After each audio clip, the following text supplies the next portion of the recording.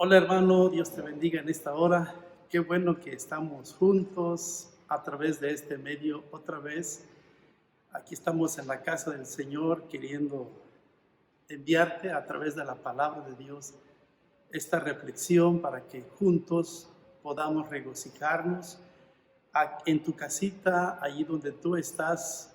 Espero que Dios te esté bendiciendo y que todas las cosas estén saliendo de una manera posiblemente no como tú lo esperas, pero que Dios tiene un propósito para tu vida. Y hoy quiero mostrarte esta palabra que he encontrado y que le puse por nombre en las manos de Dios.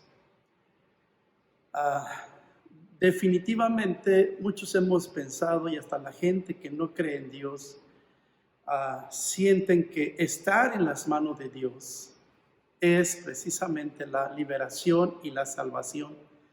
Pero cuando Dios nos hizo un llamado a la iglesia, a su pueblo, a sus santos, para estar en su presencia, eso significa que es algo que es una contradicción entre mi materia y entre el Dios Espíritu.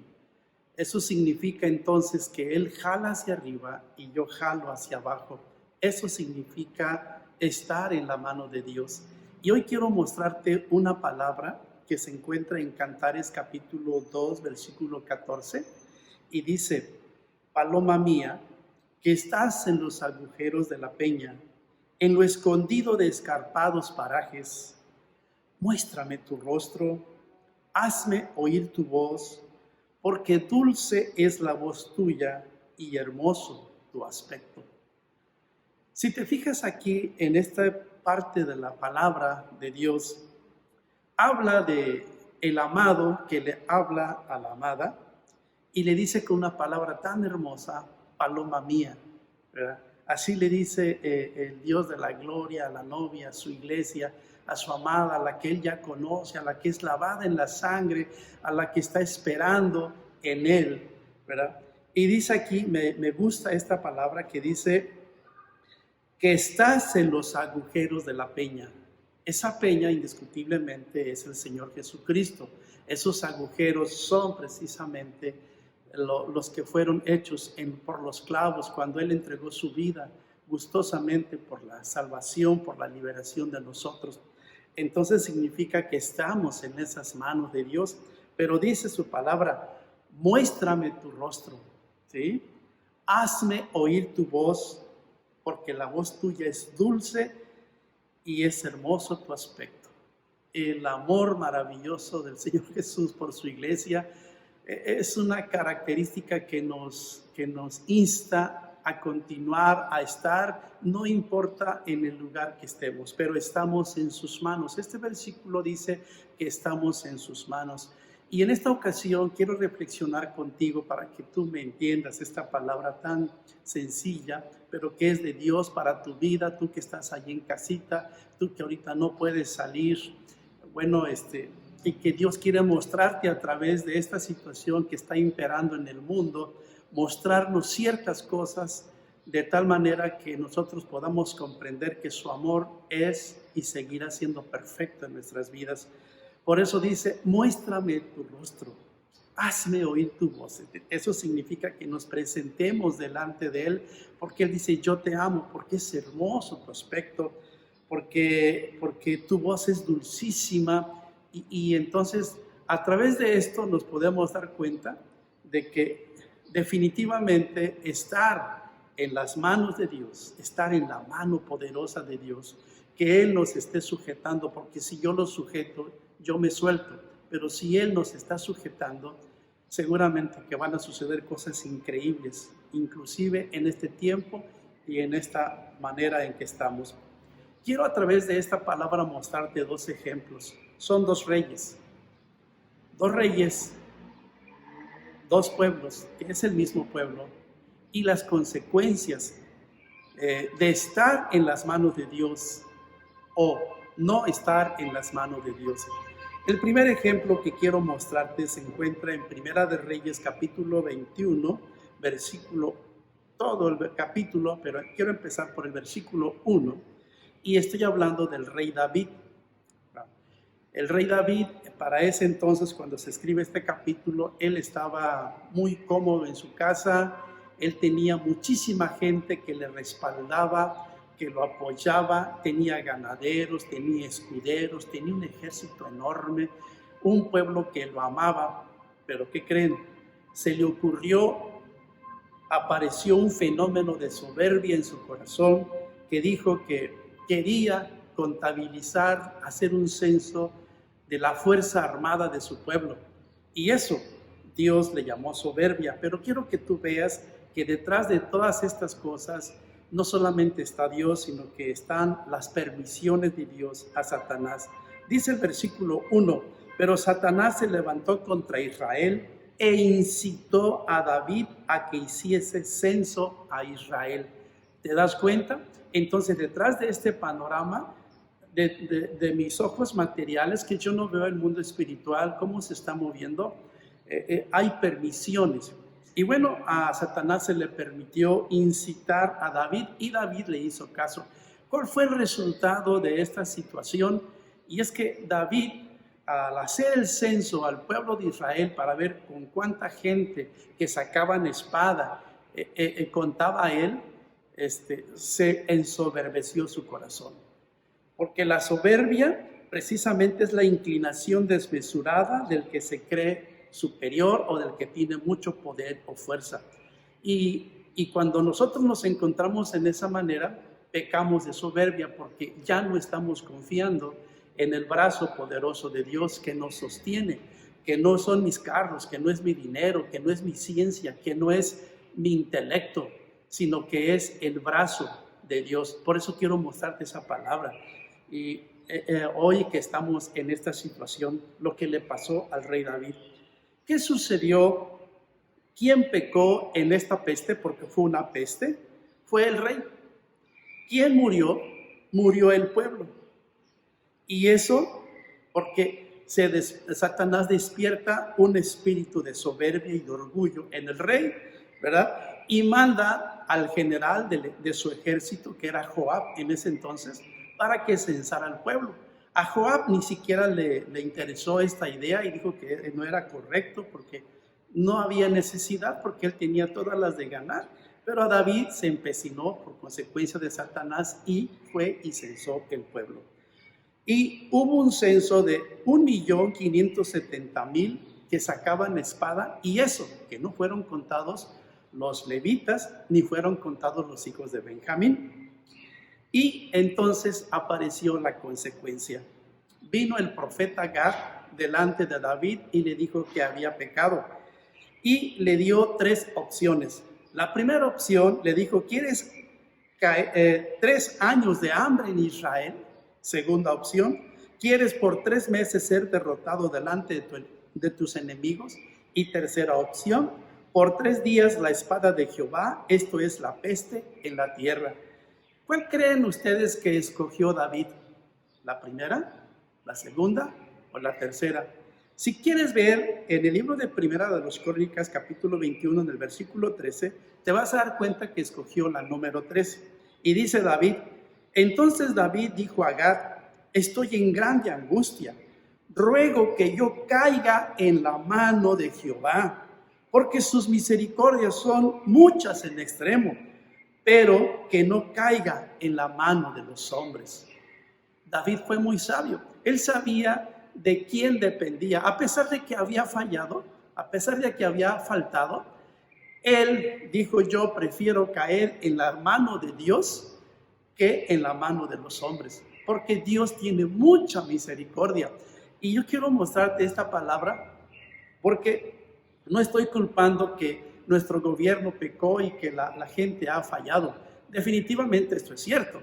La Biblia dice, por cuanto todos pecaron, están destituidos de la gloria de Dios. Esto es una gran realidad. Y eso, nuestro pecado nos separa diametralmente de su presencia y no podemos estar en sus manos. Pero si tú ya viniste a las plantas de Cristo, le recibiste como Señor y Salvador de tu vida, la Biblia dice que tú ya eres hijo de Dios y por lo tanto tú puedes estar sostenido de su mano. Que han venido cosas entre estas circunstancias, no vamos a decir que no. Lo que es cierto es de que a veces nuestras decisiones no son precisamente las meras correctas, aunque estemos en la mano de Dios. Y David escogió, a pesar de su problema, de su error, escogió la más importante, estar en la mano de Dios. Y al fijarse que el pueblo moría, que la espada de Dios con el ángel de Jehová venía y estaba atacando a Israel y estaban muriendo muchos jóvenes que él consideraba los fuertes y los poderosos de Israel, entonces él dijo en Primera de Crónicas capítulo 21 versículo 17, y dijo David a Dios, él se puso ahí a clamarle al Señor, ¿no soy yo el que hizo contar al pueblo? Yo mismo soy el que pequé y ciertamente he hecho mal. Pero estas ovejas, ¿qué han hecho? Jehová, Dios mío, sea ahora tu mano contra mí y contra la casa de mi padre, y no venga la peste sobre este pueblo. Esta es la sabiduría de un rey que sabe que ha fallado y que ha faltado, pero está intercediendo por su pueblo amado, Israel, del cual él era el rey. Y dice, Señor, yo pequé, por lo tanto, si yo pequé, que el pecado sea sobre mí y sobre la casa de mi padre, pero no venga tu espada de peste sobre este pueblo, porque ellos nada hicieron. Y con toda esta situación de David, yo quiero mostrarte un versículo que quiero concatenarlo, relacionarlo, y se encuentra en el Salmo 73, versículo 23. Dice, con todo, yo siempre estuve contigo, me tomaste de la mano derecha. Cuando dice con todo, yo lo escribí aquí con unas letras gigantes, es exactamente lo que te estoy contando. Con todo mi problema, con toda mi situación, con toda mi falla, con todas mis cosas que no resultaron bien, con toda mi soberbia. Señor, dice él, David testifica, yo siempre estuve contigo. Y aquí me asombra esta palabra, porque él escogió esa palabra, me tomaste de la mano derecha. Eso, hermanos, es estar en las manos de Dios. No importa lo que hayamos hecho o lo que estemos haciendo o si has fallado, pero tú tienes que venir hasta su presencia y decirle, Señor, yo soy el que fallé. Seguramente tú puedes echarle la culpa al gobierno, tú puedes echarle la culpa al vecino, puedes echarle la culpa a la familia de lo que está sucediendo, por lo que estás pasando en esta circunstancia. Pero en esta hora yo te invito para que permanezcas en la mano de Dios y te voy a mostrar cómo. Porque David dijo esa palabra, con todo, o sea, con todo mi problema, con todas mis circunstancias, con todas mis fallas, yo siempre estuve contigo. ¿Y cómo es eso? Me tomaste de la mano derecha. Esa es la clave de un rey que sabe que falló, pero que busca la enmienda de su pueblo, que busca la enmienda de su familia, que busca la enmienda de su vida. Y él sabe perfectamente, dice, con todo lo que ha sucedido, yo siempre estuve contigo. Tú me tomaste de la mano derecha. Y ese es el testimonio. Pero quiero mostrarte la otra cara de la moneda. Es otro rey, también de Israel. Es otra pandemia parecida, que no fue una peste, fue una sequía. Y este rey fue el rey Acab. Acab no conocía a Dios y su esposa menos, su esposa Jezabel. Entonces Dios le presentó un profeta para que le fuera a decir que por causa de su pecado no llovería en un promedio de 3 años. Quiero que veas este segundo ejemplo en Santiago capítulo 5 versículo 17, que dice, Elías era hombre sujeto a pasiones semejantes a las nuestras y oró fervientemente para que no lloviese, y no llovió sobre la tierra por 3 años y 6 meses. ¿Qué sucedió aquí? pasó una sequía en Israel. ¿Quién pecó? El rey. ¿Quién sufrió la sequía? El pueblo. Ahora, lo mismo que vimos en el ejemplo anterior, en Acab no se da el asunto de la misma manera. Si tú te fijas en Primera de Reyes, capítulo 18, versículo 17 y 18, el rey no reconoce su pecado. David reconoció sus circunstancias, su falta, pero este rey no reconoce su pecado y por lo tanto indujo a pecar al pueblo de Israel, y su esposa era la que lo incitaba. Dice en 1 Reyes 18 y 17 al 18, cuando Acab vio a Elías, le dijo: ¿eres tú el que turbas a Israel? O sea, él no era. El rey le echaba la culpa a Elías porque Elías oró para que no lloviera. Pero realmente la lluvia no caía a consecuencia del pecado del rey y de Israel y de su esposa. Y él respondía: yo no he turbado a Israel, sino tú y la casa de tu padre, dejando los mandamientos de Jehová y siguiendo a los Baales. ¿Te das cuenta? Entonces, lo que estaba sucediendo es de que este rey no reconoce su falta y indujo a pecar al pueblo de Israel, y la consecuencia fue una sequía de 3 años y 6 meses a consecuencia de que Dios le dijo al profeta: ve y dile que no va a haber lluvia. Ahora, yo quiero hacerte entender quién está en medio de esta circunstancia. Hay gente que tenía temor de Dios en ese entonces.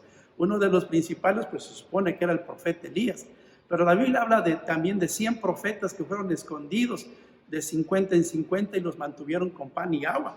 Entonces Dios siempre tiene una provisión, a pesar de que los dirigentes políticos, económicos no tengan una solución en sus manos. Dios tiene en sus manos al pueblo que confía en Él. Y yo quiero llevarte al estilo de las películas. 3 años atrás, ¿qué pasó con esta palabra que estamos viendo? ¿Qué pasó con la provisión del profeta Elías? Porque se supone que Elías estaba también a la vanguardia de la sequía. Se supone que los arroyos, las aguas se secarían al no caer, los pastos estarían secos y no habría alimentos frescos. Entonces, Elías también sufriría la situación de la sequía. Pero ¿tú crees que Dios puede proveer en medio de una sequía? ¿Tú crees que Dios puede proveer a lo que estás en medio de esta situación que estamos pasando? Hay familias completas que dependen de su mantenimiento diario. Si no trabajan todos los días, pues no comen. Y yo quiero decirte que a pesar de todas esas cosas, Dios está proveyendo, y yo creo que Él tiene la provisión en sus manos para tu vida. Solo tienes que estar en las manos de Él. Quiero llevarte 3 años atrás para que veas la provisión que Dios hizo de este profeta. Dice en Primera de Reyes, capítulo 17, del 8 al 16, vino luego a él palabra de Jehová diciendo: levántate. Fíjate bien. Levántate, vete a Sarepta de Sidón y mora allí, y aquí yo he dado orden allí a una mujer viuda que te sustente.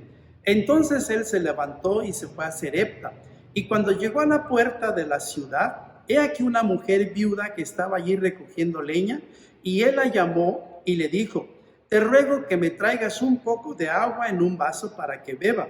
Y yendo ella para traérsela, él la volvió a llamar y le dijo: te ruego que me traigas también un bocado de pan en tu mano. Y ella respondió: vive Jehová tu Dios, que no tengo pan cocido, solamente un puñado de harina tengo en la tinaja y un poco de aceite en una vasija.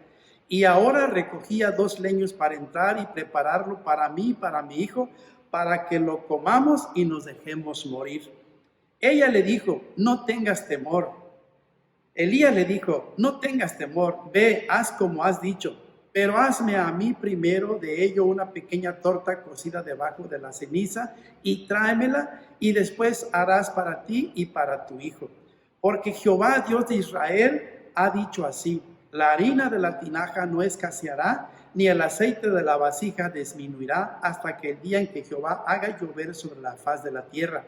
Entonces ella fue e hizo como le dijo Elías, y comió él y ella y su casa muchos días, y la harina de la tinaja no escaseó, ni el aceite de la vasija menguó, conforme a la palabra que Jehová había dicho por Elías. Esto es lo que sucedió durante todo este tiempo, en 3 años. ¿Qué le pasó a la vasija de harina y de aceite? Nunca menguó, conforme a la palabra de Dios. Esto significa que Dios es un provisor. Jehová Jireh es el que provee en medio de situaciones tan difíciles, donde no hay nada, donde no hay agua, donde no hay comida. Él, de los elementos que ya están dados, los multiplica y nos hace entender que en su mano no falta nada. Y yo quiero terminar esta reflexión contigo para que sea de bendición en tu vida. En el libro de Génesis, por ejemplo, en el capítulo 22, versículo 14, dice la escritura hablando acerca de Abraham: y llamó a Abraham el nombre de aquel lugar, Jehová proveerá. Por tanto se dice hoy: en el monte de Jehová será provisto. Él cerró los ojos cuando Dios le dijo: entrégame a tu unigénito hijo en sacrificio para mí. Jamás lo dudó. Agarró a Isaac, agarró su burrito, agarró sus criados, agarró la leña y se puso en el camino a irse al monte de Dios. Y a punto de sacrificarlo, Dios le proveyó allí en el monte de Dios un cabrito para que fuera sacrificado en lugar de su hijo. ¿Sabes qué es el monte de Jehová? El monte de Jehová es un símbolo de estar en sus manos confiando y creyendo. Te lo voy a decir otra vez. Abraham iba creyéndole a Dios que él proveería, y sabía perfectamente que si aún así él determinaba llevarse a su hijo, él proveería otro hijo. Pero él sabía perfectamente, porque tenía su confianza completa en el Dios de la gloria. Estaba creyéndole al 100% y estaba confiando en el brazo poderoso de Dios. Y por eso Abraham dijo: en el monte de Jehová será provisto. Ese monte son las manos de Dios.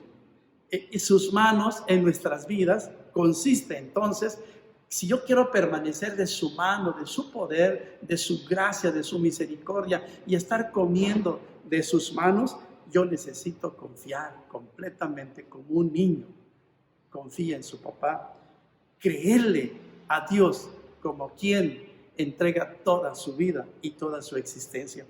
Y termino con este versículo que te quiero dejar en tus manos, en el Salmo 31:14, que dice: mas yo en ti confío, oh Jehová, digo, tú eres mi Dios. Te invito a que tú repitas conmigo este versículo y que Dios te bendiga con esta palabra.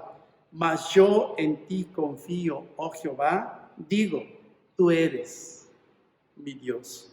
Espero que esta palabra sea de bendición sobre tu vida, que tú permanezcas en esos brazos amorosos de Dios, pero la condicionante es de que tú te entregues completamente, confiando, creyendo que Él es el proveedor. Dios te bendiga.